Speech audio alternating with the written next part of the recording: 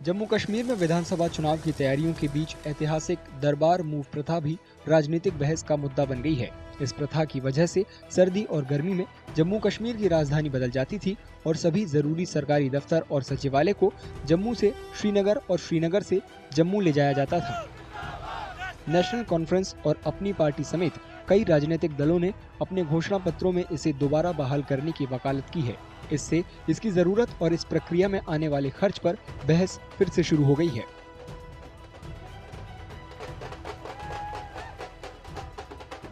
देखिए, दरबार मूव एक सिस्टम हुआ करता था जहां पे जम्मू और कश्मीर की सेक्रेटेरिएट और गवर्नमेंट जो है विंटर मंथ्स के लिए जम्मू जाती थी और समर मंथ्स के लिए श्रीनगर आती थी। इससे होता ये था कि दोनों रीजन्स को इक्वल डेवलपमेंट मिलती थी, इक्वल अटेंशन मिलता था और दोनों रीजन्स जो हैं वो इक्वली अच्छे से काम करते थे।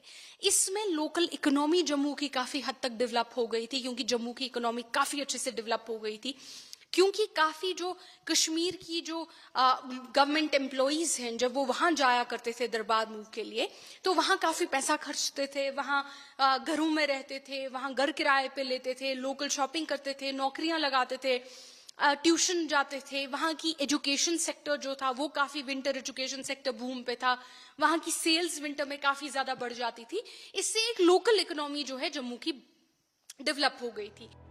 जम्मू कश्मीर में दरबार मूव की प्रथा 1872 में डोगरा शासक महाराज रणबीर सिंह ने शुरू की थी।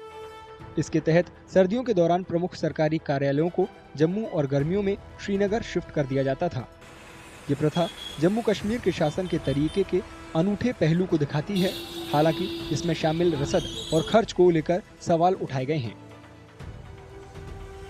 We have seen in the past how lot of money used to get the waste because of the Darbar move from 6 months to the Kashmir and 6 months to the Jammu, and we have seen that lot of money used to be wasted just for the transportation of the I can say the documents, the transportations, the accommodations, security purpose of these employees in the Jammu. And today's in addition to that, lot of the people from Jammu and Kashmir, including the Kashmir region, they used to suffer a lot. 2020 में Jammu Kashmir high court ने office record को एक जगह से दूसरी जगह ले जाने के लिए कोई कानूनी मकसद और संवैधानिक आधार नहीं पाया। 2021 में उपराज्यपाल मनोज सिन्हा ने दरबार मूव को खत्म कर दिया।